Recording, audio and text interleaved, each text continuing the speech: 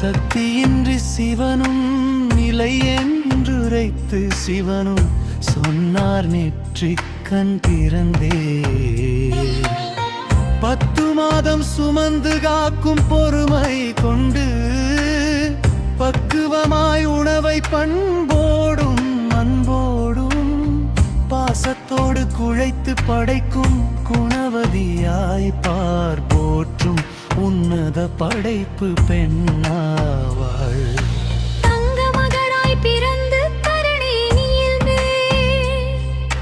தாயாக தோழியாக தாரமாக சகோதரியாக தனித்துவமாய் வளர்ந்து உயர்ந்து நின்று தன் வளர்ப்பில் தவறு நேராது காத்திடுவான்.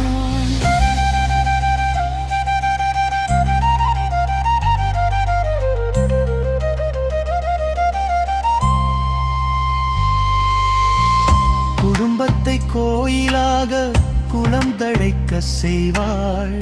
கொண்டவனை தெய்வமாக பெருமை கொள்வாள்.